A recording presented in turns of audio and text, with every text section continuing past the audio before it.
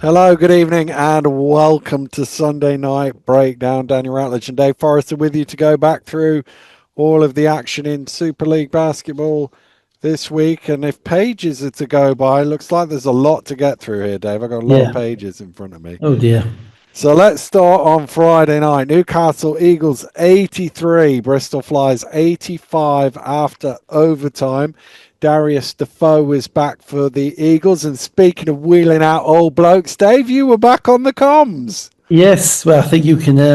I think we should reverse roles for this one. I think I've said all I've got to say about this game whilst it was going on. I wouldn't want to rehash it. Um, yeah. First real run in this game was midway through the first quarter. Flyers scored 14 in a row to lead 11-24, slightly earlier than that usual round the first quarter break run that we've seen in Yeah. I recent mean, weeks. look. I mean, to summarise it, Newcastle's defense in the first half was horrible. They gave up 48 points. Cameron Holden got wherever he wanted to go. They got out aggressively. They were out aggressed by if that's a word, by Bristol. They Bristol are have good positional size when you see them up close. Zach Anderson's 6'7", Holden 6'6". Yoakum's probably a good solid 6'4". And I just thought um, Newcastle's defense. I'm not quite. I understood what Newcastle were doing with when they were playing Cheshire and they were staying away and they were taking the threes away and they were staying at home. But eventually at some point you got to stop somebody. Mm. And Bristol haven't been shooting the ball particularly well. They're the second worst or third worst 3-point shooting team in the league. And to give the amount of points in the paint up that Newcastle did, that's indicative of a lack of help defense. And a lack of kind of having your teammates back. And I just didn't think they did. I thought they were defensively they were really poor in the first two quarters. And They did hit some threes around 5 threes around that first quarter break to cut it to one. But as you said, Flyers 48 points at halftime. They were up 11 and well, looked Taylor pretty. came in the game. Taylor came in the game off the bench, didn't he? And he had a bit of kind of confidence in his game. You could see that, and knocked down a couple of shots. And he just played at a speed which was different to everybody else on the Newcastle team. And the way Newcastle are set up now, they do have a lot of shooters, so they are going to shoot a lot of threes. That's fine. And that means they're going to go on runs where they make them, a little bit like Cheshire. They're going to go on runs where they make them and they get back in the game. But it's all about adjustments after that, isn't it? And Bristol just basically they back cut Newcastle to death in that first half. And if you remember, and I hate to say I told you so, but that's exactly what we talked about in the pre-game. I know not many people watch the pre-games, but it's exactly what we talked about. He said, this is what Yoakum does, this is what these guys do, and it was almost like the Eagles guys. It was frustrating watching them kind of putting their hand up and saying, "Oh yeah, my bad" or whatever. It's Yeah, not. yeah, yeah, To do your job. Big Roy Keane, do your job. yeah. And also, I thought Newcastle's lineups, the run, certainly the end of the second quarter when Bristol put a run on. I talked about it during the game a little bit, Newcastle's lineups. Sometimes it's caused by foul trouble, sometimes it's caused by rotation. But I do think there's truth in the fact that they were slightly better and more together when you had fewer players. Mm. And that's the difficulty of having a deeper team to get you through the season, is that sometimes nobody takes ownership of the game when it matters. So second half, two Hammond threes, 5 points from Camway saw Newcastle in front 54-52 off 11 consecutive points. They were up six. But then two Joe Anderson threes saw the Flyers score 12 in a row. And to be honest with you, I was just going to skip to the end because it looked like Bristol were going to win when Burden missed at the end of the shot clock with 30 seconds left, and it was a 4 point game. Yeah, well, I mean, a 6-7. couple of things to that. Bristol came out flat in the third quarter. Newcastle actually played defense like you're wondering why they couldn't have played that in the first half. They were rotating over, they were getting rebounds, and setting the tempo of the game. They became the aggressor, and Newcastle again made more threes. I think at the end of the third quarter they were 13 and 25 from the 3-point line. Mm, But they played a very short lineup in that third quarter. They played the starting five played about 7.5 minutes. mm, You know, and then at the end of the fourth quarter, Clark came in. Clark is a guy who has, I think, struggled to play spot minutes. mm. Plays better when he plays more, which is probably indicative of somebody who played 40 minutes a game Yeah, in yeah. Australia, 40 minutes a game for Reading. And, when he's playing 10, 9, 10, 11, 12 minutes, he is struggling. And in the 5 minutes, Burden came out to give him a rest. By the time he came back in, and Burden and Taylor back on the floor together, it was 4 minutes to go and they hadn't scored. Mm, So it wasn't a quick 12-0 run. It was a stifling 12-0 run. yeah. Newcastle got a little bit of help in this game. I mean, there was a ridiculous unsportsmanlike foul on Del Pesh early. Mm, There was a missed unsportsmanlike foul on Cole Long in fast break. mm. There was some 50-50s the other way, etc. But ultimately, too many droughts. You can't Yeah, too many droughts. And Bristol basically, I thought, did everything that they were meant to do in regaining their composure. And most importantly, in the fourth quarter, they took Newcastle away from the 3-point line. yeah, So they yeah, were over yeah. 7 or over 8 in the fourth quarter, and Newcastle did not have a plan B. Well, they did everything they were supposed to do, apart from win the actual game, Dave, at the end there. Well, that's 20 seconds. Yeah, that's 20 seconds. Wasn't it, 23.8 Bosch? Yeah, seconds to go. Brown is fouled in the open court by Long. You said on commentary, just referred to it there. That's probably an unsportsmanlike foul, I think was your yeah. exact quote. And apart from the fact he was last man coming from the side, Dave, You agree with me? no, I think you were bang on. I think Yeah. that was a definite unsportsmanlike Oh, foul. But it it was was, right. It was right in line with the tip with where I was yeah, sat. with where you were sat. Yeah, so Yeah, yeah, literally, I can see a yeah, lot. I can see maybe the ref can't doesn't have that angle. I can see there's nobody else, yeah. nobody else behind him, and Yeah, and it's definitely from the side. So yeah, anyway, it was called a regular foul, and then Eagles for some reason didn't foul, and then Walsh ended up laying it up, and it was one of them where you sort of go, "Do you take that basket? You might as well take that basket." It didn't yeah. look like the worst basket to take, No, even though I there was agree. I could have agree. run a bit more clock. It was 17.4 seconds to go, You're right. 66-72. Timeout advanced the ball. 11.8 seconds to go. Hammond gets an open look for three, which he knocks down. Yeah, I 69 wasn't over impressed 72. by that. No. I was impressed by the shot. I wasn't over impressed by the defense. Yeah. You don't give up a three when you're down six. Yeah. You just don't. Yeah. Not to the guy who can shoot. Yeah. Yeah. You Yeah. know, not no, just no. Again, no foul, but Taylor did knock it out of bounds with 8.7 seconds to go. This time they decided to call a timeout and advance the ball. Yeah, Jack, I'm just on that strategy. I yeah, think more teams are doing it now in relation to looking for steals first. yeah, yeah. I think it makes sense. I think the most likely time to get the steal is on the inbound. Yeah, yeah, yeah. What within My one only second thing is inbound. 11.8 is a really short clock. If it was a Yeah. bit more, you've got a few Well, seconds to you play give with. yourself, you give yourself. I think it's tough because if they break it, then there might be a new Then you're court. If done. That's you're the going to trap problem. 2-1, Yeah, you're done. But if it's a 2-point game, maybe you foul because you're thinking it misses one, we've got a shot. yeah, yeah, yeah, 3-point game, a lot has yeah, to go right. yeah. It You does. got to get Yeah, a live ball. You got to miss two. You got to get a live ball rebound, then you got to make a three. yeah, So I'm pretty much all right with the steal. yeah. Or you get an inbound foul and a turnover. Yeah, Timeout advance the ball. Joe Anderson is fouled before the ball is inbounded, which, as we all know well, and you were right on it, Dave, on comms, is a yeah. free throw. So he's basically got a Well, free throw to win yeah. the Just game. on that, I mean, he was being held by Taylor. Because Yeah, again, I could see it was right in front of yeah, his Taylor had two hands on his arms as he was coming off. But there was nothing different in that as there was in every inbounds play the whole game. yeah.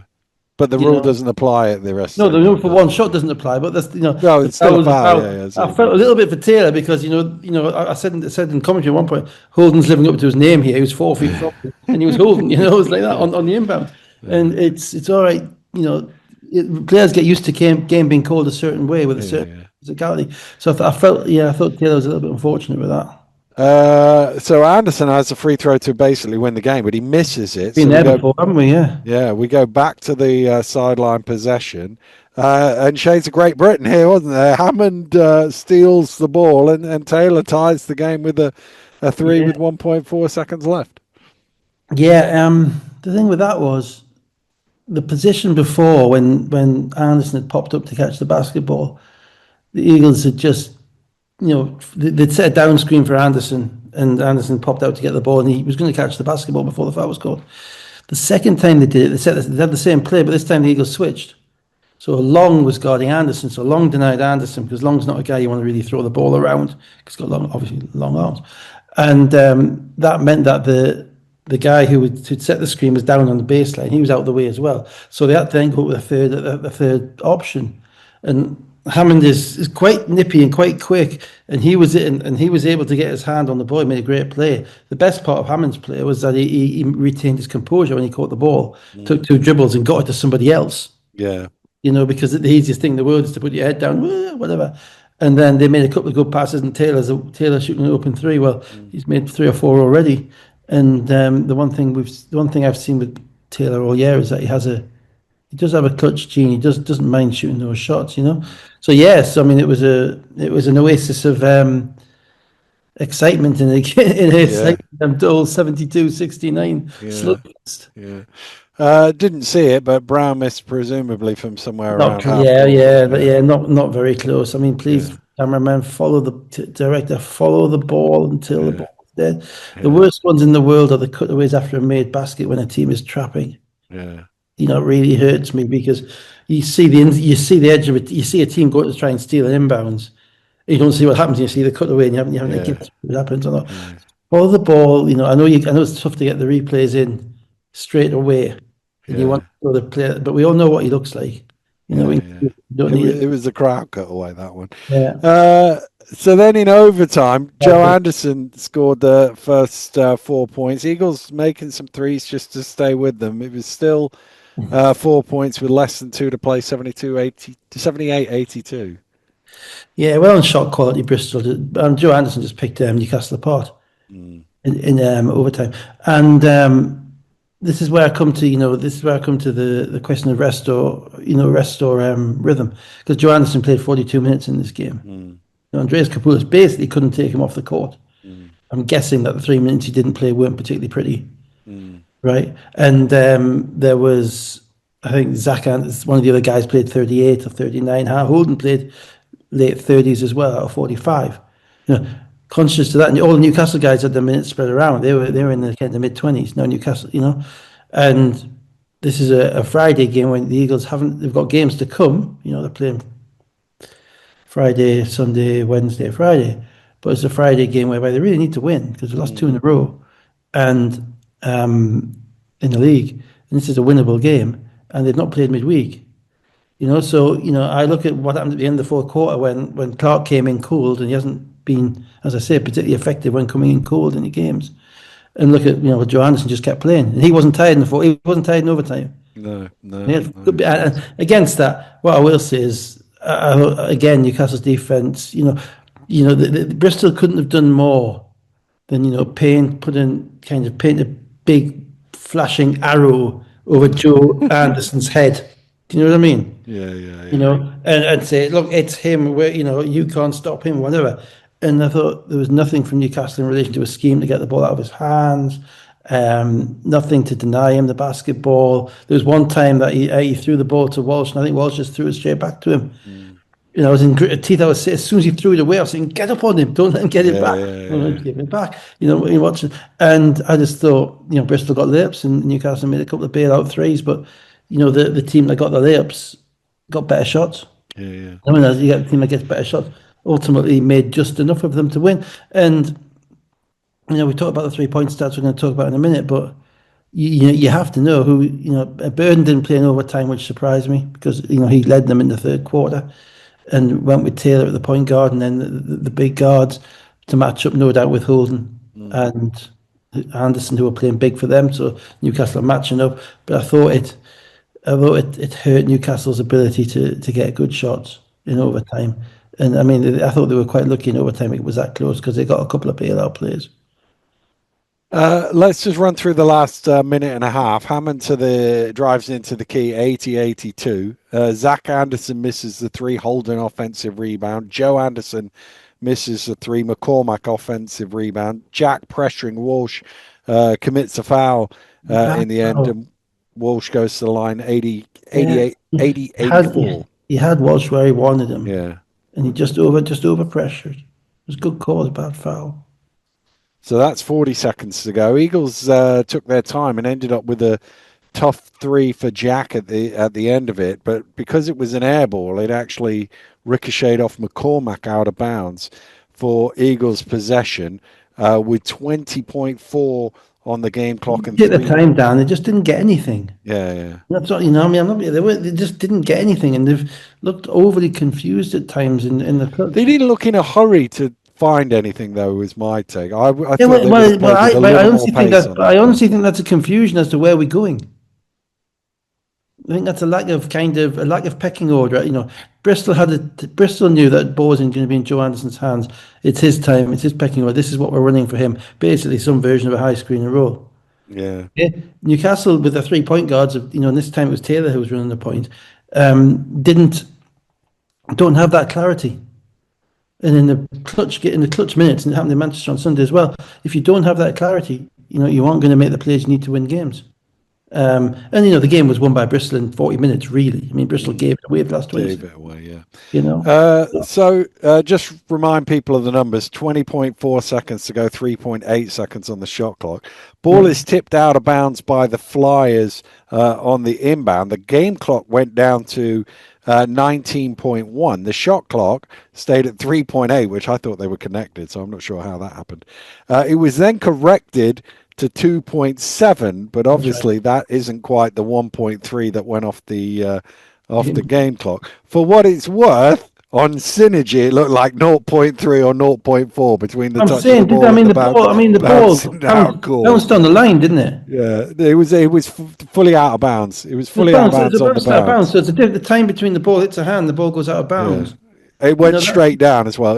that's It not a might, second. if You know I'm that's generous, it might have been zero point 0.4. I think it was zero Yeah, point 0.3. that's I not a think it was zero second point in a 0.3. bit. That Yeah, at the end yeah, of the day, but at that point at that point, to be honest, the whole clock thing was a bit of guesswork. We It had it. also it also didn't matter because Brown hit the deck on the inbound and Jack was open from the corner, so he didn't need any time Yeah, to knock down that shot. So it's 83-84 with 16.7 seconds again to go. Again, there's no foul, but McCormack did almost turn it over in the backcourt. It nearly worked for them. Brown was able to come up with the ball, and he was fouled with 8 seconds to go. He made the first miss, the second. Okafor got the rebound, got caught on the arm by Holden. You were asking about a foul, Dave. Certainly, Mark was asking for a foul I didn't see on the it. To be sideline. fair, I was My asking. my take I was asking for a replay because I for a didn't see it. replay, which you I didn't didn't see get. it. My take on it was I thought there was contact. I don't think you call that foul because I think it's incidental contact.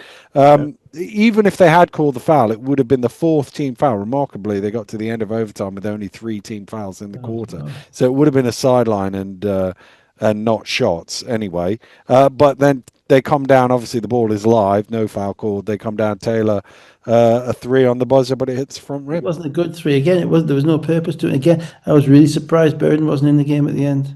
Particularly that foul shot. He's possibly the quickest guy in the league coast to coast. Mm, So for creating a shot with 8 seconds to go, I'm quite happy with the ball in his hands. mm, I think he's easier to guard than Taylor would be. Taylor's a guy and kind of he'd throw the ball to make a play, but you wouldn't really ask Taylor to go coast to coast, in 7 seconds. No, they didn't get a good look in those 8 seconds. To be honest, the stats are remarkable in this game, just in relation to the obvious failings and positives from Newcastle's perspective. But I thought overall Bristol were just the smarter team, apart from those last 20 seconds. mm, And I thought they were a little bit, I thought Anderson was the smartest guy on the court. And ultimately, despite missing the foul shot, which basically cost his team the game in regulation, mm, he came back in overtime and he made every play that he had to make. And mm, Eagles didn't seem to recognise it whilst it was happening. mm. It's almost like he lulls you into a sense of security. He's not prepossessing. He's 6 foot maybe. He doesn't look. He's not going to go up on you and dunk on you, but he just picked them apart. Mm, mm.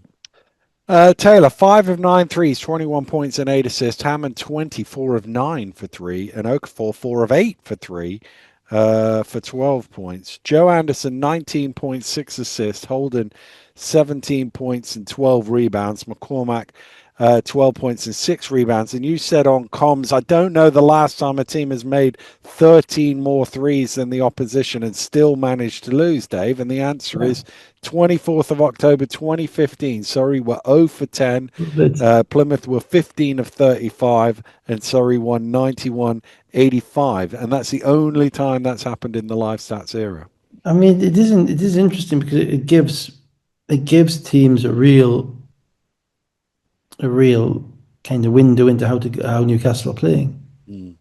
And the difficulty with it, and I'll talk about it a little bit more in relation to the Sunday game, is all those threes going up and they're shooting them well and they've got good shooters. Mm. You know, they have good shooters if they're lined up, no question. Hammond, Jack, Taylor, Long, Okafor, are really good shooters, high level shooters, if they get good shots created for them.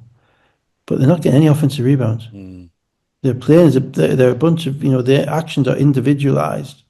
They're a team that's currently short of any intangibles outside of Long and maybe Defoe when he plays. We always talk about, he's a great intangibles guy, he's great at this. Mm. I don't see any of the Eagles guys who are. I see them Well, all in Ward their own. Hibbett would be the obvious Well, Ward one, Hibbett would be the one, but he's not there. Yeah. So they're all in their own lane, Mm. and that doesn't get you wins, not in the big time. So I thought that was noticeable from the game. I was right about the shot clock thing as well, by the way. Yeah. The reset on the at the beginning of overtime on the 8 seconds and the 14 seconds. Oh, yeah, I never looked into that, but yeah. Well, it was slightly disconcerting because the young ref comes over and has the table put it at 8 seconds because there's 16 seconds gone, and then the older ref comes over and basically overrules the younger ref and says no, it's 14 seconds because he had two hands on the ball, neglecting to realise that when he had two hands on the ball, his feet were out of bounds. So And so you end up with the wrong call and the young ref thinking that the old ref was overruling him. Not great. But happily great because I got it right on call. At the end of the day. I'm sorry for those who had to listen to us. It is a bit of a stream of consciousness, I understand. But it's like I only got to do it once or twice, and ultimately, if it's say it, isn't it? Yeah. Say it, and not really think about how it's going to be impacted. And that's why I'll never be a pro at it. But the other question I got asked in relation to Newcastle statistics was, when was the last time Eagles shot 6 free throws or under in a game? And it was the 25th of March 22, so 4 years ago nearly. Sheffield 73, Eagles 53. They were 2 of 6 on that occasion. They were 3 of 6 in this game. No, it's just stylistically, they were basically, we said at the end of the third quarter in that game, Bristol had to defend the 3-point line better, and they did. And when they defended the 3-point line better, there was no counter, there was no cutting, there was no finishing at the rim. It was very static, and they are Burns only played 6 games, and Okafor's probably only played 7 or 8 games, and I get that, but there comes a time where you just got to make the right play, and I don't think they made the right play enough, and I think Bristol kind of did. I have just noticed a really good stat, Dave. Yeah. Surrey 89ers averaged 89 points this weekend. I've literally just noticed that. Yeah. More importantly, did anybody play 6:36? I didn't check. I need to have a flag to flag that up. Surrey 89ers 88.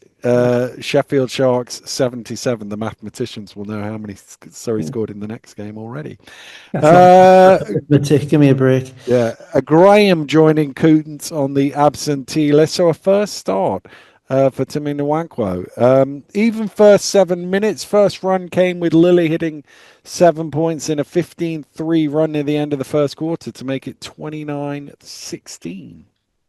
Yeah, I mean, Nwankwo, wow, he's 6'10", long arms for a 6'10", loping kind of stride, physique probably of a 17-year-old, you would say, skinny, hasn't been in the weight room, still learn to be a pro. But in relation to what Lloyd wants out of his system, which is basically a big guy to set screens, roll to the rim, and kind of hang around the basket on the baseline. And finish. So that's what you get with Graham with all those push shots. And then defend. You have to say, played with a substantial amount of poise. Yeah, yeah. Probably helped him that he started because he's previously come off the bench and played 2 or 3 minutes. He's been the third centre, or he might have kind of been shoehorned into playing at the four with one of the other guys as well. When they've been short at the four, which isn't really what he is. And the difference for players, when you get those chance to play those first few minutes and get into the rhythm of the game, sometimes the hardest thing for young players is that they don't get to play much. Mm. So we judge them on what we see in the 3 or 4 minutes that they Yeah, play. yeah, yeah, yeah. And then you don't see them for another 2 weeks. I mean, that becomes very difficult. And I just thought that you wouldn't have known who the American centre was. Mm, So that's a massive bonus and a massive kind of pat on the back for their scouting and development in London and finding someone with the raw tools. And he made a couple of great plays and the mm. dunk at the end and all that Yeah, stuff. yeah. But it was more than that. It was the poise. No, I mean, I said about 15 minutes into the game, this kid's really got some tools here to work with. He's got a Yeah. real, he's got the pieces you need. Whether he continues to develop, we shall see. But Yeah, exactly. You've got the pieces, and as I say, the poise. It's poise. mm, That do you belong? Do you look like you mm, belong? mm, I thought, yeah, absolutely. So that was good. Then, and Surrey are playing very confident. mm, Obviously, Sheffield are kind of the opposite. They're playing. They're a little bit like Newcastle in relation to the intangibles. mm, Apart from Rotino and Dirk occasionally when he he picks up his defense. You don't see much in the way of intangibles with Sheffield. mm, Um, and in these games now that we're seeing, they're all very patterned. All these teams have got their patterns, the stuff that they run. I mean, you'll watch it, but you're seeing the same patterns being run by yeah, the. yeah, They're almost not sets anymore. mm, They're literally patterns whereby each time someone catches a ball, there's three different options. You can cut to the basket, you cut behind, dribble, hand off, all of that stuff. It's designed that the defense doesn't know where you're going. Whereas when I was even 5 years ago, 7 years ago, when I was coaching, we ran a little bit of motion offense, but basically you're running sets to get the ball mm, somewhere, mm, to get it to a player, and that just doesn't. The game has changed so much that doesn't really happen anything more. The ball is rarely thrown into the post now on a big and big. It mm, doesn't happen. Whereas you might be thrown in the post on a mismatch, or it might be that you kind of try and get a cut down to the baseline so you can catch the basketball and turn and score. But there's no big guys just standing in the lane with their hands up anymore. yeah, yeah, Yeah, so the game has changed so much, and the stuff that the difficulty at Sheffield have is they just have so many players who can score. mm, And they're not that they're bad passers because Chapman can pass and Nixon can pass, and say Rotino's not really looking to score because he's not there. But when you have the ability to do that and you think, I can score on this guy and this system has set me up to come off a screen. This is my shot. I should shoot it. Well, you're going to keep shooting it. And there are some days they're going to make, and there are some games they're not quite going to be there. So their weakness is on the other end with the intangibles and the defense, and that's not there for them. And Surrey, a very difficult team to guard. mm, You yeah, know, generally they are now with Lawrence added, Tyrone Lawrence, they are a very difficult team to guard because Small kills you so quietly by getting his putbacks and getting around the rim, and then the three guards are just a threat. mm, You can't say it anymore that they are a threat to score at any time, and they're a threat to score short shot clock, and and the picks are always in the same place, so they're always very consistent about that. mm, And I just thought, really, in just watching the game through after the coming back from commentating on the Eagles game, it was just a team that looked in sync with itself against a team that really didn't. mm. I know it was close all the way to kind of the Yeah, fourth yeah. quarter, and they made So a run, so from but from from fighting. 13 down, Sheffield scored the next 17 points to lead 29-33, but Surrey were in front again before halftime, and there was nothing really in it at the start of No, the fourth quarter, but then threes from Small, Lilly, a string of free throws from Lawrence, and Surrey had 11 points in 2.5 minutes to lead 70-61, and that was basically the ball game, apart from the monster highlight dunk that from you the referred uncle, to yeah. earlier from the one court. Yeah, and again, I think similar to Newcastle, I think Sheffield's suffering a little bit for having as many players as they do. There's a Mm, defined pecking order with Surrey. Lily is very, very comfortable in his role. Lily will hide off the ball for 5 minutes. He might not touch the ball. Mm, Polite will run things and will do all sorts of things. But at some point, it's going to be Lily's time. When it's his time, maybe he gets forgotten about in the corner, or maybe he's dancing at the top of the key to make sure when it's his time, suddenly it's 10, he can score 10 points in 3 minutes. mm, And he seems to almost conserve energy that way. He doesn't do a lot of unnecessary movement. Lloyd plays him like 35, 36 minutes a game. And then when you add in kind of the more all-action games of Polite and Lawrence, add in Andrew Lawrence, spelling them off the bench for 5 or 6 minutes and keeping things running, then suddenly that's really, really workable. mm, A really, really workable back. But a backcourt that doesn't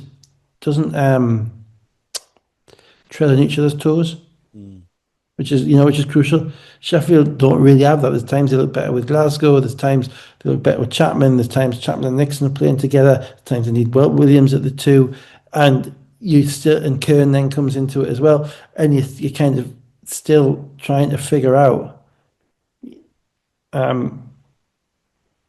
what their pecking order is. And I have a big thing about pecking orders, about mm, every teams understanding their own stuff, because I think the clarity that you have to have to win close games like that as to where the ball is and who's running what, it comes from continuity. And continuity comes from playing minutes together as a team and playing as a five, sorry, not as a team. And if they don't have that continuity, if it's a different guy every time, and it can be any of them because they're all really talented, and that breeds uncertainty. And I'm not saying it does, I'm not saying this about Newcastle or Sheffield, because I don't know, but it can breed resentment. Or mm, players can think, why aren't I in the game now? What's going on here? And that can be difficult to manage. So, team building in the BBL or the SLB, which is a mid-level European league, whereby by definition you're going to get guys who have come back who are finishing out their careers, like Dirk Williams, or you're going to get guys who are, potentially upwardly mobile, like Chapman or like Rayshon Taylor or someone like that. You're managing all those different mm. agendas. You don't have to manage them if you've got 7 players. Yeah, yeah, yeah. If you've got 9 or 10, you do, and that so it creates a whole added layer of difficulty. My daughter's girls under 13 team, which obviously I managed the minutes for, Mm, played yesterday on Sunday. We had 11 players. It was brilliant. mm, Didn't have to do anything. mm. You Football, we're could, talking there. football, yeah, obviously Yeah, football. yeah. Yeah, If you got yeah. 11 on a basketball team, it's a bit But I more mean, of a yeah, challenge, it's Dave. doing But well. Yeah, but I had 11 players football. Didn't have to do anything. It's yeah, great. yeah. You don't have to worry about. You can put your energy in the people who are playing, and on top of that, the people who are playing get more ownership. Yeah, yeah, What's yeah. going on? And I do think there's an issue there for both the teams. And when Newcastle, it's only going to get more difficult when More Tippett comes back. Mm, You're going to have to find a way of being quite brutal in relation to who plays and when. And that can be difficult when you've got guys who aren't consistent every week at putting themselves at the top of the pecking order. mm, Now, the guy that you're riding the hot hand one week, then he's not there next week. So do you ride with him a bit more, or do you sit him down? It's not an easy set of circumstances. But I think that's where Sheffield are at. I do. I think they're struggling. They're struggling. Tiba's struggling to figure it out in relation to what he's going to get from each of his guys every game. I don't think they're consistent enough, the players for him to be able to understand, for him to be able to figure out exactly what he's going to get and plan accordingly. And I think probably Mark's the same. mm. I know you're a big fan of Niners era stats, Dave, but at Yeah, 86-71 was the biggest ever lead that the Niners have had against the Sharks. that's a brilliant start. Yeah, yeah, You never cease, never yeah. cease. Lily, 18 points and 6 assists. Ty Lawrence, 16 points and 7 assists. Ogundengbe and Sholovinskas, 10.6 of 8 field goals. That's the biggest. 10 Just points note it each. down. That's the biggest thing you see, because neither Lily nor Ty Lawrence are their point guard. Yeah, They're their guard. They're their scorers. yeah, They are their shooting guards, and they've had 13 assists between yeah, them. yeah, That's that is a massive stat in relation to the team. I'm not getting 13 assists out of Maceo Jack and Dion Hammond. mm, Because they're scorers, but that's it. That's what they're doing. mm, And when you've got, that's what makes them so dangerous, because they're assisting each other. yeah, yeah. And the big guy as well. James 20, Chapman 4 of 14 for 13 points and 6 assists. Nixon 12. They were 6 of 22 for 3. Let's come to Sunday. Bristol Flyers 79, Leicester Riders 84. Zach Anderson hitting shots early on. Flyers out to an 8-point lead midway through the first quarter. Yeah, and then they left Battle alone in the corner, didn't they? Yeah. Yeah, yeah, I don't think funny, even Joel on commentary in there. It's like, yeah, what are you doing, you guys? I mean, just get the guy warmed up for him. yeah, He's a tough shot maker. He doesn't need easy ones to keep him going. yeah. Um, yeah, Bristol came out with the energy of of the win in Newcastle, and I think feeling good about themselves. Zach Anderson is an interesting guy because he's a slight matchup problem in relation to shooting the three from the outside. But I thought Leicester's defense was so much better than Newcastle because Leicester did a good job consistently of making it difficult to score in the paint. They defended Cam Holden the way you're meant to defend Cam Holden, as opposed to the way that Newcastle did in the first half. And ultimately, they challenged Bristol to kind of make enough tough threes to beat them. And the Zach Anderson ones weren't that tough. And early on, it was a little bit of a struggle because Bristol were playing with energy. But after that, it was basically only Joe Anderson that got anything going from outside the 3-point line. Well, middle of the second quarter, he hit 2 threes, both off offensive rebounds to push them 11 points up, 35-24. But a battle 4-point play helped cut it to 5. And then either side of halftime, Battle had 5, Carey 6 in a 12-0 run to turn a 39-32 deficit into a 39-44 lead. And that's obviously the third quarter was where they struggled against Newcastle as well. But that's their defense. That's Leicester's defense. That always is a big thing. And, Bristol playing Brodie a little bit more in these games, particularly with Leicester being quite big. And it takes away from their spacing a little bit. And also their travel and their games that they've played make it more difficult for them to shoot as well as they can. And more impressively, Cam Holden isn't being as effective around the rim and isn't controlling the basketball game as he can do. So all of those things gradually stifled Bristol. And from the middle of the third quarter, I could only see Leicester winning. I wasn't sure they were going to win, but I thought that their shot quality was better, and I thought defensively their physicality was matched up to Bristol at the rim. I mean, there was a wonderful quote marks no call on Darnell Brodie putting his shoulder through Spencer Johnson. I don't know if you saw that. No, I don't think I did see No, that. no, he dunked it afterwards. Oh, yeah. Yeah, no whack. Yeah, No call. I was like, what, really? Yeah, unfortunately, we didn't. That's when we need the cutaway to the Leicester bench, not the basketball. Right. And just a few other things, but overall, I thought, and Leicester threw a zone in as well at times, which Newcastle did a little bit of, but not much of. And I mean, the best thing about the zone was looking at Rob's face when Joe Anderson threw it to the corner and everyone ran to the corner and someone threw it back to Joe Anderson, he knocked down a three. He's like, this is the one guy we do not want shooting. Let's let him shoot against in the zone. It's like, well, there's been a lot of dumb basketball this week, Dan. I'll be honest. I watched a lot of dumb basketball, or dumb decisions from players throughout the course of the week. And but I just thought, Leicester have a defined bench unit which helps them insofar as AV gets to run it and gets his time kind of at the controls, and Suleiman and Bob and Rafa play well in this game. They kind of outperformed the Bristol bench, I thought. Flyers got it down to 1 in the fourth quarter, but Leicester then scored 6 in a row to push it to 8 with 4 minutes to go, and that was enough to basically see it home. Well, let's have the advantage of guards those big guards who, if the game is close, they can score. They can get to their spots. Probably unlike unlike Bristol, have to rely on Anderson's screen and roll stuff, or Newcastle, who are kind of not sure where they're going and don't really have an individual and just give the ball to get a bucket. Carey is not scared of the big shot, and Battle is not scared of any shot. No, you know what I mean. And with role players around them and Loving is smart. You don't think they're going to beat themselves. I don't think Leicester are going to beat themselves. They might not at times have the production to get over the line in games, but this was a game where I thought they didn't beat themselves. They just Mm, got to the right spot mm. and played enough defense to win.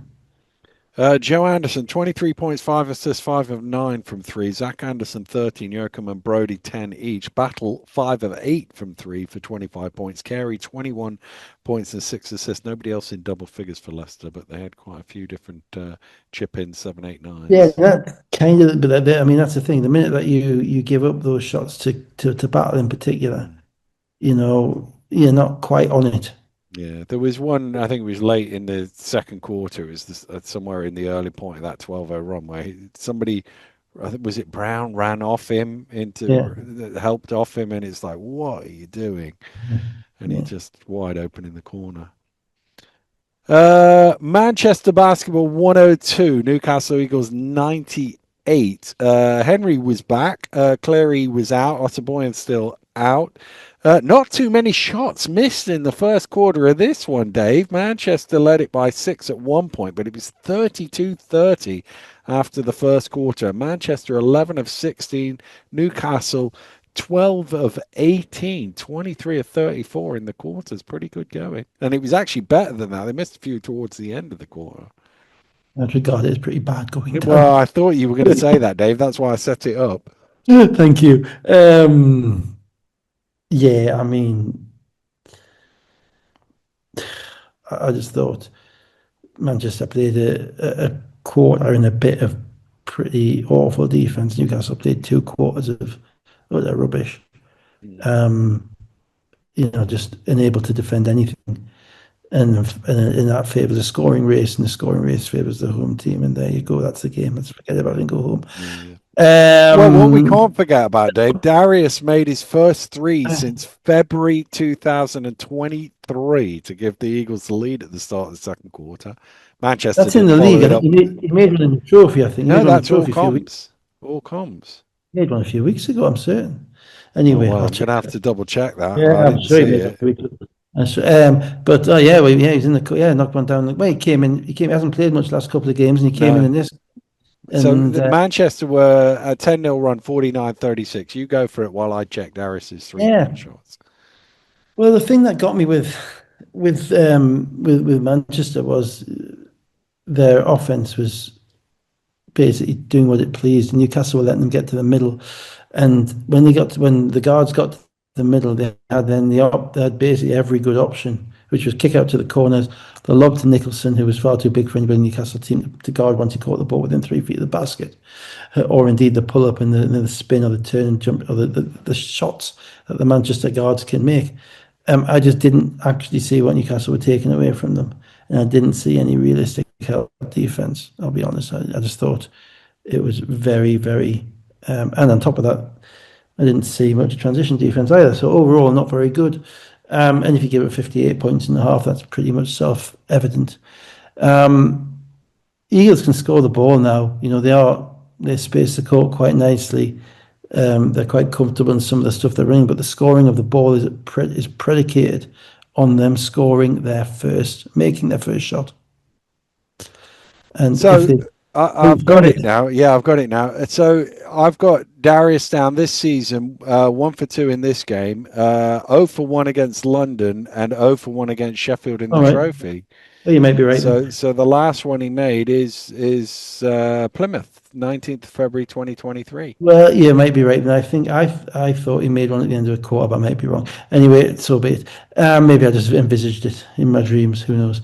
But what I No, was remember he did at the end of the quarter because it was some sort of record score, wasn't it? He put the ball on the floor and I went put to the the ball on the rim. floor. Yeah. And yeah, all that stuff. Yeah. Mm, I've told me he should shoot more threes, so there we go. mm. But there we go. But the biggest thing for Newcastle's offense, which is problematic, is that their offense is good and they're getting good shots and they're primarily 3-point shots and they've got shooters who can knock them down. But they get one shot. Yeah, yeah, They had 2 offensive rebounds in this game. yeah, That's inexplicably bad. yeah, yeah, I mean, you should get 2 offensive rebounds by luck. yeah, yeah, yeah, You know what I mean? Just by there's just four. How you can shoot as many, and they're shooting threes, shooting a yeah, lot of threes, which means there are long rebounds. yeah, yeah. But when I'm talking about intangibles and that type of stuff, when that shot is going up, And even then, if it was a tactic designed to, stop the fast break and everybody get back, all right. But they're not getting back either. No, no. That kind of thing about intangibles is absolutely critical. They are not getting any of them. So what happened was Manchester kept scoring, but when they missed, they were able to get recycle and get second shots and threes off that. Mm. And Newcastle stopped scoring, and the lead was what, 15 at half time? Yeah, yeah. And they kind of stayed at a comfortable margin until 5 minutes to go. They were up 10, but then Gus Okafor 8 in a 10-2 run to make it 92-90, and then a long three with 141 to go made it a 1 point game, 94-93. Yeah, and I mean that's the thing with Manchester, they keep you in it because their defense ain't great either, Mm, and particularly that Osaboy in there. They're not. There's a lot of kind of challenge, and the way you can tell a team's defense isn't that good is when you think, oh, that team's got a defensive specialist. mm. Right? You know what I mean? It means the other ones are rubbish. I mean, yeah, so Carey comes on and he plays Yeah, with more energy. Or Kieran, yeah, I'm not going to use the London example because they're all yeah, good. yeah, Okay, yeah, but you got one guy who's putting a bit more in than yeah, everybody. yeah, But why yeah, is that? yeah, That's the way, that's the way everybody is meant to be. And yeah, if you're not able to do it with your body because you don't have the same body, then you do it with your brain. yeah, And you get to the right places and you get to the right spot, and that's what we yeah, always have with Chuck. Charles Smith couldn't really move much, but we put him in the right places, yeah, long arms, etc. I just, and so the Manchester and Newcastle get into a groove. yeah. On top of that, Eagles, went to the 5 out with Okafor at the 5. And Okafor is somebody teams are going to have to guard in the 3 point line. I think we've seen enough now to Yeah. know he is comfortable shooting the basketball. In fact, that was in Pro B in France last year. He averaged 10 a game. He's playing as a stretch 4 there. Mm, So he's used to stretching the court and used to picking and popping. And you don't get as much of that in this league because everything is smaller. So he's going to get more of that when he's playing at the 5 spot in this league. And that's what he did at the end of the game. They had Nicholson still in the game, and there's no way he's going out there to Okafor. So then, yes, Newcastle actually gave themselves a chance, but it's a scoring race. It's a 95-point yeah, rule. yeah, You're on yeah. the road, and they never showed enough gumption when they didn't have good possessions when they needed to.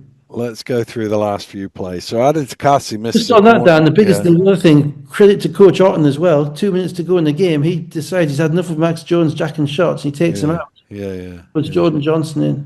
yeah, And that's a ballsy thing to do because Jones is the guy that's yeah, living every possession and taking the yeah. guy out with 2 minutes to go. But yeah, Adil Takasi, a good look in the corner. One he normally knocks down, didn't knock it down, but Nicholson was able to tip it out to Johnson, who hits a three with 1:14 to go to make that's it what's called an intangible 97-93. play. Yeah, yeah, It's an intangible play. Newcastle didn't get any of them. yeah, yeah. 106 to go. Nicholson fouls out. Burden at the line. He went 1 for 2, 97-94.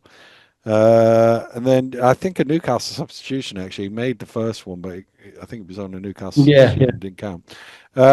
Johnson to the rim, 45 seconds to go as Burden fouls out. Just on that play, Dan. Yeah, Let me just have a rant about that yeah, play. I'm just aghast by that play. By Johnson he's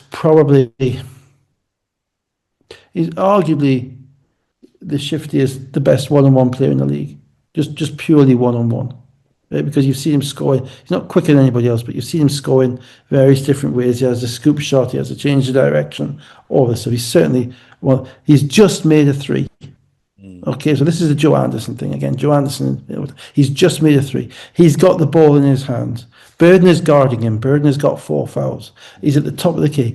Duke Shelton is on the baseline, basically under the basket, kind of to the side in the dunker spot, right?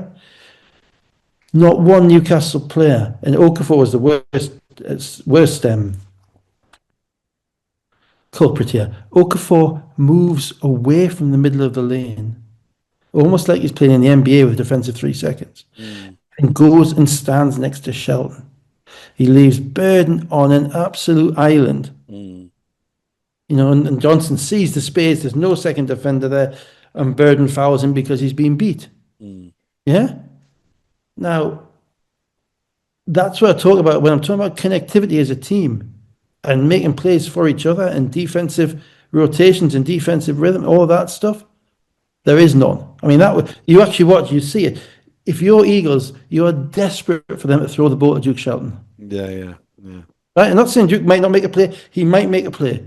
Okay? But if you can fill the gap, make Johnson think, make him throw it to Duke Shelton 8 feet from the basket, you will live with what happens. Yeah. Right?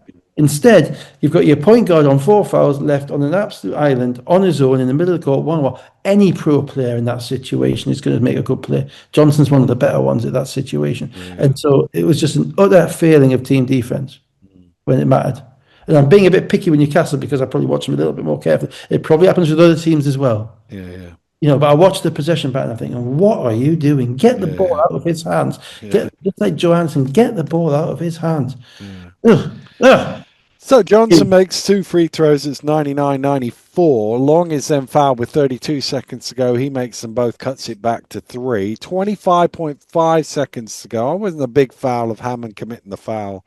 No, I wasn't either. But it was 8-second shot, 8-second 3-point game.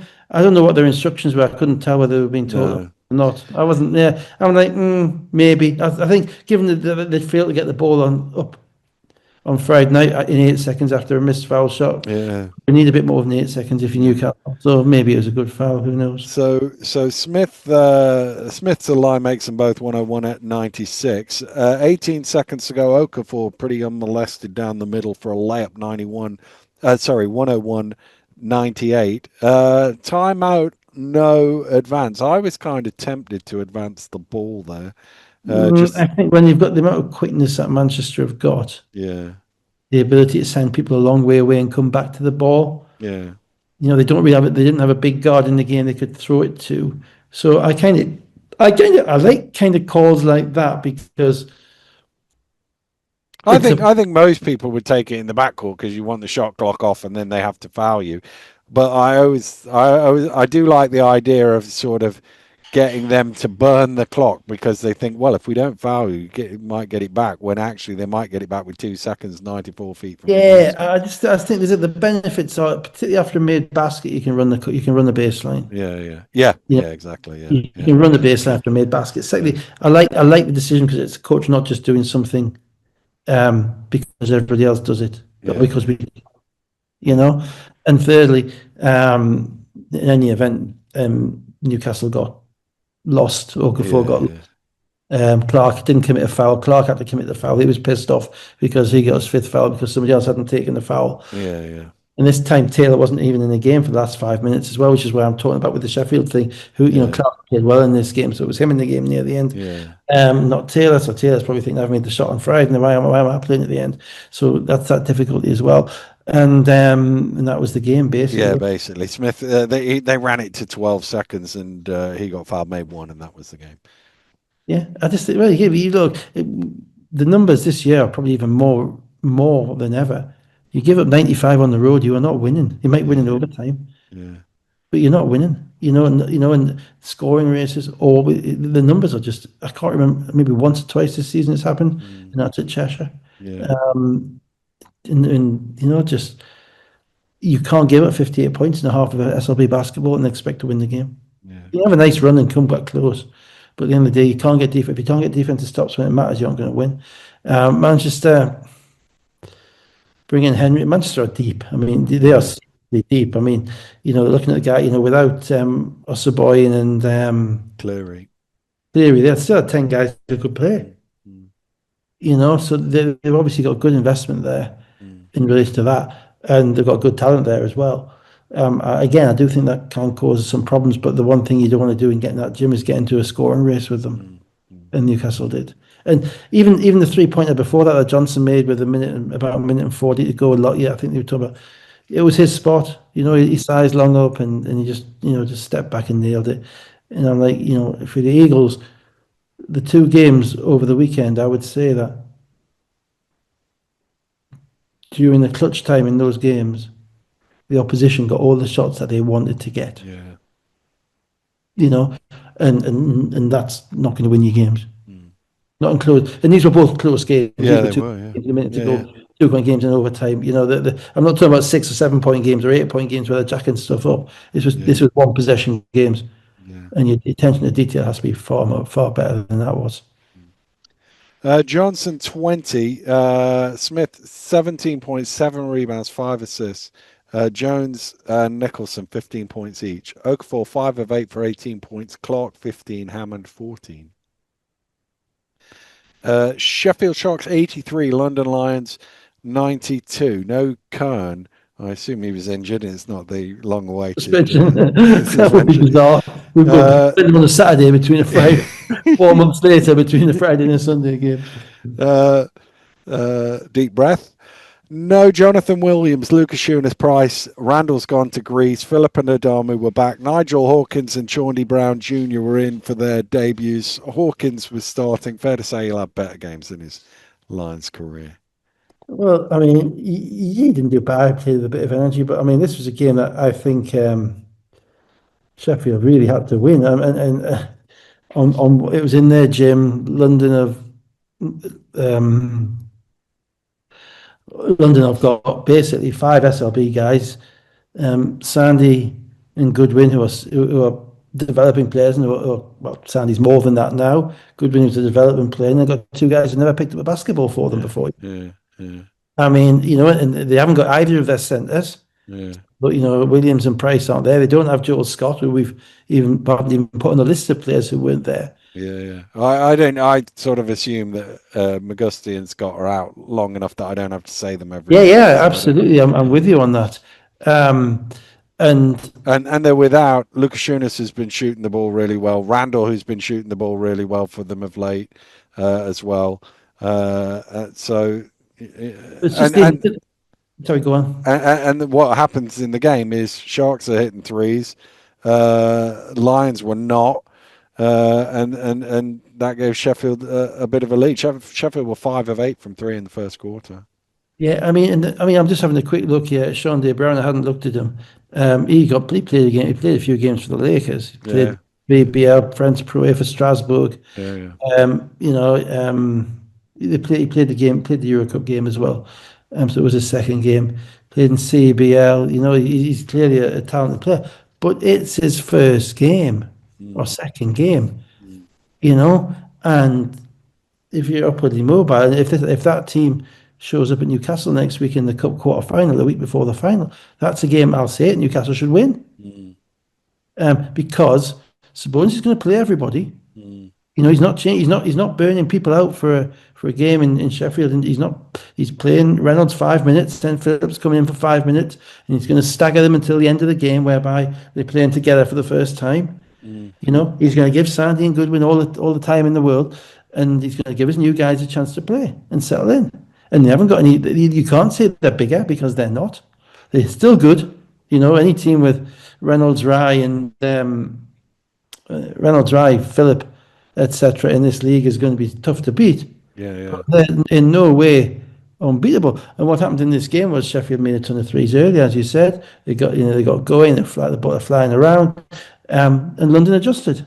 Mm, mm, And the one thing that's really impressive, and Dean Williams, again, playing basically he's a five man. He's played 3, 4, and 5 for them this year. Um, Basically dominated the game. mm, I mean, he played exceptionally well, I thought. Had that ownership of the position, ownership of the game, made shots when he needed to. And once London turned up the defense in the second half, they mm. have the ability to say, "This is the way this team has beaten us. Let's make them do something else." Yeah, yeah. They got into them. And one thing, I mean, you say Hawkins didn't have the best game offensively. I'm not sure that. Looking at his resume, I'm not sure that's what he is. I think he's a glue guy and a hustle guy. But he's there. He's in there playing with energy. And then and there's nothing more that Tariq Phillip likes. A bit of a backs to the wall Yeah, yeah, challenge, yeah, against yeah, against everything. yeah. So yeah. By the way, we've wanged on about backcourt violations and Oh, even read Dan. out the rules. So if Burn, anybody burn. wants to see what I would call the classic Richard Windle, Oh, 148 to go in the first quarter, burn. tipped into the backcourt. I forget who it was, but it was called by a Sheffield player. I think Nixon got it. Was initially called a backcourt and was correctly overruled and given back because a bat is not deliberate. Tip is not about tip is not. I mean, that should be the first. You know, to be honest, in junior refs exams, that should be the first question written in. Written in Yeah, yeah, paper. Tip is not, it's a bigger point because again, it's putting young refs out there who just basically don't have the experience to deal with these situations and don't have the knowledge of the rules to deal with these situations. And it looks rubbish because the older ref has to come along and correct them. yeah, And that's we're entitled to have better than that. yeah. That's not an interpretation play. No, Just like the one with the 6 seconds to go at Guildford with the yeah, tip back yeah, wasn't yeah. interpretation play. It No. was just or the one shot foul which wasn't given wasn't interpretation. It's a rules play, you know, and it's wrong. It's bad. It's just beyond bad because it takes away. You lose confidence in a referee doesn't know the rules. You lose confidence in every other call that they're making.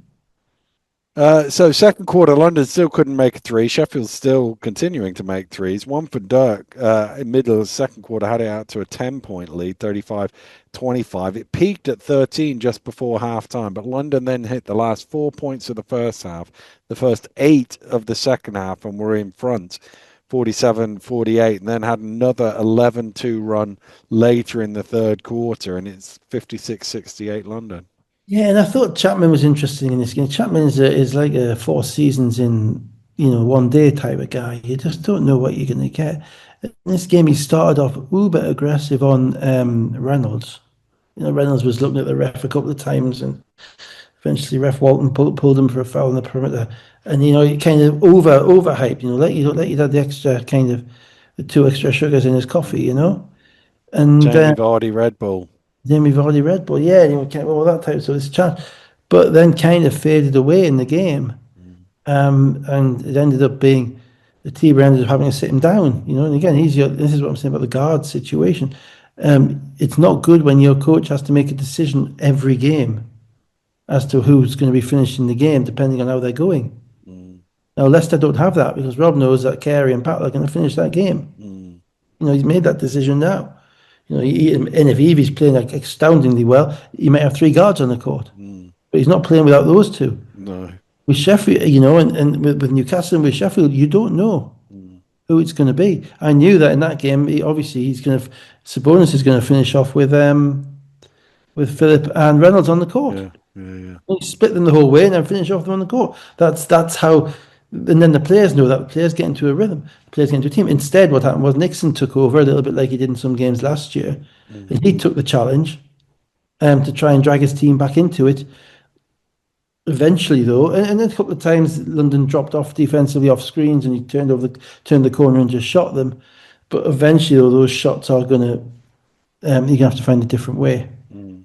And yeah, they didn't have enough They defensively. they reeled them back in the fourth quarter. An unsportsmanlike on Dean Williams saw James hit 1 free throw, and then from the play, Nixon hit 2 free throws. So it was 81-84 with 2:33 to go. Sheffield then got a stop, so had the ball down 3, but Nixon gets called for an offensive foul to give it back to London with 2 to go. Yeah, you couldn't argue that call. No, you couldn't. Reynolds was right in front of him. He just pushed him right in front of the ref. And again, discipline. But again, the other thing about that is that Sheffield are looking to Nixon. Yeah, London know that Sheffield are looking to Nixon. yeah, yeah. Reynolds knows that Sheffield are looking to Nixon. So when I was talking in the last 2 games about the Eagles and them not denying Joe Anderson the ball, not denying Jordan Johnson the ball, you look at that inbounds play. Reynolds is not letting Nixon touch the ball. Mm. Yeah, yeah. Nixon pushes him off and gets a foul. That's a winning play. Forget all the other. Forget the shots. Yeah. Forget the 3-point shots. Sometimes where you stand, and I watched the best at it ever. Was my coach. Where you stand, right, can win games. What positions you take up on the court, because you can force the opposition into doing something they're not comfortable with, and if they're not comfortable, they're not going to execute under pressure. Mm. And so that biggest play of the game, Reynolds understanding that he's coming at me. My job is not to let him beat us. Yeah. And then Dean Williams with the 3, 81-87. Nixon then missed a long 3, top of the key. Yeah. Can't give that up at that point because that's a shot London would have killed for. Yeah. That point in the game. Nixon missed a long 2. London ran the shot clock down to about minus 0.3. Yeah, that was awful. and then I'd say scored. minus point 0.6. Yeah, I mean, that was yeah, awful. I mean, that wasn't even close. When you went yeah, around that back, it wasn't even close. yeah, yeah. Um, But it was given as on time, even though it was after the buzzer. And 81-89, that was the game. yeah, yeah, that was the Mm, game. And um, yeah, I mean, it's an awful missed call, that, to be honest. I mean, you have to be on red alert for that. It wasn't close. But again, just intangibles, though. mm, You know, just intangible. Dean Williams getting a wide open three at the top, as opposed to Shavar Reynolds not letting Prentice Nixon touch the ball. yeah, yeah, That's two plays. yeah. And I just think that's where And, the team, and two plays that takes it from potentially being tied to a the 6 point game. 6-1 game with a minute to go, Yeah. you know, and ultimately executing under pressure, Mm, offensively and defensively. I can't emphasize the defensive thing enough, mm, right? Getting a rebound when you need to get a rebound, yeah, yeah, you know, getting a stop when you need to get a stop, having the wrong guy shoot the ball when you need that wrong guy to shoot the ball. They're things that win games. yeah, yeah, Not all the fancy shots. You make as many, 3-point shots in the last second to tie a game like Rachel and Taylor did as you want, but that's not going to win you the game. yeah, Not yeah. but you know what I mean. You've got to make the dirty plays, the intangible plays, and they didn't. And that's where Sheffield, and they didn't in either of the two games. Sheffield and Newcastle didn't in either of their two games, and that's why I think those teams are in a broadly comparable situation with lots of players and not that much defensive focus. Mm. James 23, Nixon 20, Williams 12, 15 of 30 from 3 point range. 15 made threes at Made a lot of 50%. them in the first half, though, Yeah, didn't they they? did. You Yeah, know, and yeah. that's the thing. Find a different way. Dean Williams 19, Phillip 17, Brown 16 points and 7 rebounds. Yeah, he's a player. Let's go to EPSV. Cheshire Phoenix 100, Surrey 89ers 90. No Lindo for Cheshire, no Graham and Kuntz for Surrey. Hot start by Cheshire out to a 14-8 lead mid first quarter, but Surrey leveled it pretty quickly. Yeah, this was a fairly typical PSV game in the speed of it. It was a track meet. Happily, it wasn't ruined by loads of whistles. Mm. But it wasn't anywhere near as many foul shots as there have No, been there wasn't. games, and we had one of the more experienced refs in the business doing it, and I don't Yeah, think it's a yeah. coincidence. Um, and both teams got up shots. Got up shots quite quickly, and both teams can score. The loss of basically Nwanko struggled in this game. He's Yeah. always struggled with it being a second game in 3 days, coming off a good game in the first game. Also, he's going to struggle with that team. Mm. You're playing against that team. There's coming from everywhere. There's rebound that's coming from everywhere, and the fouls that he got were just reaction fouls. Yeah, yeah. They weren't bad fouls. They were just reaction fouls because everything is going on so fast around him. His head's on a swivel. So without Graham, Ling played some minutes and was serviceable certainly, but it's difficult for him to guard some of the stretch guys. Surrey then at that point become pretty small. Teo as a five or small as a five, and and then you're into Cheshire's game. Yeah, yeah, yeah. Now against that, you can get to the rim on Cheshire, and Lily and Polite and Lawrence were able to do that, and score a lot of points in the paint, which meant that whilst Cheshire's threes weren't falling in the first half, and there was only, I think, one guy who was making them, and you were telling me who it was, and I can't remember. Policelli. Policelli. Yeah, they didn't guard Policelli well. Policelli is a guy you just have to, he's too good a shooter, particularly off his. Whenever he rocks back to dribble on his right hand, it's going up, Mm. and you have to kind of know that, and you have to. And people think, well, how do you defend him then? Well, you defend him weirdly by not being in front of him. If you're directly in front of him, he's getting his shot up.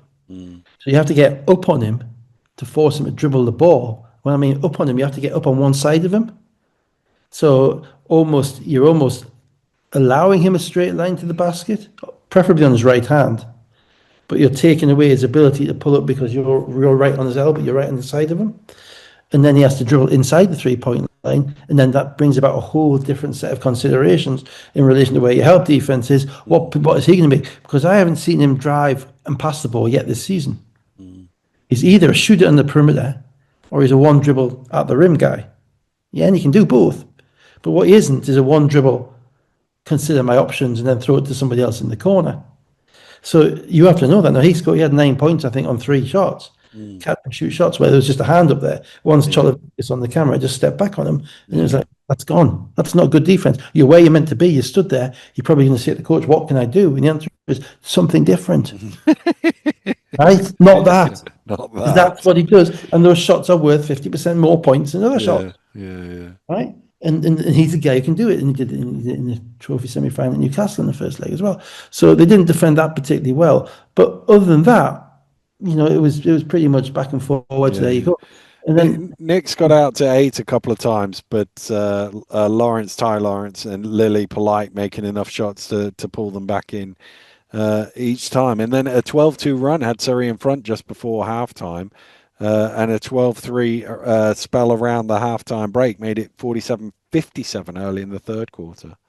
Yeah, and then Ben Thomas went to his break glass in terms of emergency lineup, and he sat his centres down. So he went to the lineup he went to in the trophy semi-final second leg, which is even smaller and even faster. Yeah. There's no zoner. There's no Skylar White. Diggins is technically the centre. Yeah. Right, and there's 4 guards around him. Okay, now, and then it becomes literally, I mean, you watch it back, it is a one-on-one game. Yeah. They literally play one-on-one basketball. Cheshire are just going at you. There's no one who's used to setting a screen. There's no picking and popping. It's just whoever is at the top of the key is attacking, and it's generally Robinson, because Robinson and Rideau are playing together a lot. And they're attacking you, and if you turn your head, then Cameron will be backdoor cutting you and getting a rebound. Or if you overhelp, then Rideau will be throwing it to the corner. If you don't, then Robinson will be scoring. And you've got to match that at the other end. And there are ways to match it, but you've got to do it. You've got to try and get the ball past the first line of the defense and inside. And for Surrey, they needed to get the ball to Small a little bit more. But because they didn't have a centre in the game, Cheshire was switching everything on screens, so there's no rotation of defenders, and there's no rotation of defenders. That means everything's one-on-one for Surrey, and Surrey aren't as good one-on-one as Cheshire are. Right? They have guys who can score. Right? Yeah, they're pretty good, but they're not Cheshire. They're not Cheshire. They're not as committed to that form of play. What Surrey do is, we talked in the last game, 6 assists for Lawrence, 7 assists for Lily, extra pass, the ball is moving. Yeah, and there is no way you can make the extra pass if there's no rotation of the defense. You can pass the ball around the perimeter, but it's not going to get you anywhere because you just have another guy in front of you. At some point, someone's got to make a play. And every time you try to screen, they just change defenders, and it's the same. And the way of breaking that would have been, Michael Graham would have been perfect for this game. Yeah. He was warming up. He looked like he was. Well, they've got like a big he wanted to play, but wasn't allowed. But they've got a cup quarter final next Friday night. Yeah. I mean, that's their chance of winning something this year. Obviously, it's at Leicester where they won the semi-final last year. There's no way in the world that they're risking him not for a game like that to play in the game, not to play in the game next week. But he would have been perfect against that team because he is actually big enough to defend on switches. He could have been Diggins, and he's also a guy that when the shot went up would be around the rim. And I think would have killed that Cheshire lineup on the offensive glass. Which they didn't really do. So what happened was ultimately, as you say, what was it, 47-57 when you went to that lineup? Yeah. Well, it was a little after that because Policelli White was still in the game at that point, and Diggins then made a 3 to get it back down. Level. The kids were loving it. 67-67, Dave. They were going mad. What was the score at the third quarter, Dan? Hey? What was the score at the third quarter? At the end of the quarter, I can't remember exactly. Yeah. I'm just wondering how many points Cheshire scored in the fourth quarter because, the way that they are playing with that lineup, it really is offensively very difficult to, defensively very difficult to handle because Diggins made a couple of threes in the corner as well.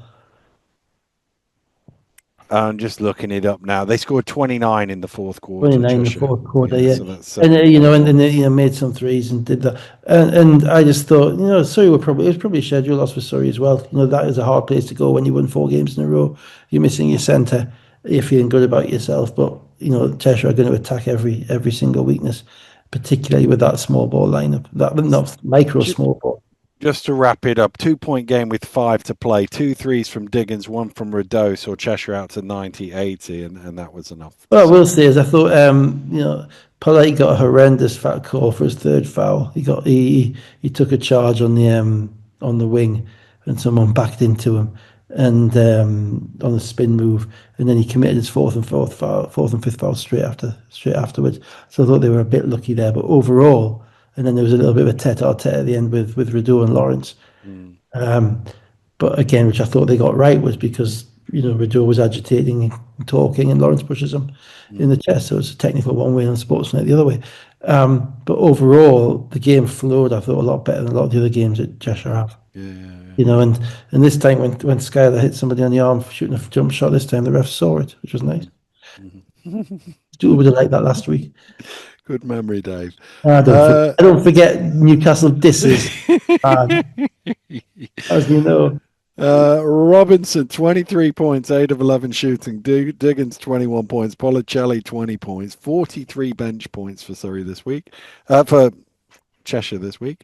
Tyron Lawrence, 22 points. Lilly, 22 points, 7 assists.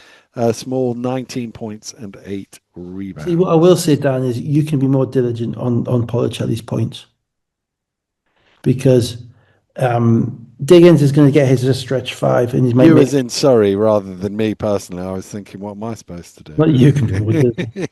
Cheshire, yes, indeed. Sorry, they can be more diligent on Policelli's points, because he's playing as a wing, Yeah. and he's catching and shooting on the wing, and you got to be all over him, and you got to make him drive. And if he makes 10 layups at the rim and to score his 20 points, you live with that. Mm. But the pull up threes in rhythm, no, I'm not living with them. No way.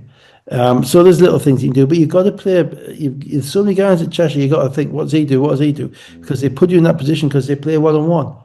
Therefore, if he's playing one on one, every pro player's got at least one move, but one on one that's going to get him a bucket, right? Most pro players have got two, and the very best ones have got three or four. But if you don't know who you're guarding because you're switching screens, you've got to remember what you're doing for each player. Yeah. Which way am I sending him? How am I doing it? Where's the help? Where's the help got to come from? All that stuff. And I'm not sure and because if you only see a team once every 6 weeks or 7 weeks, you're not going to be ready for it. So that's the logic of what they do. They're taking teams out of what they do by the way they play their offense.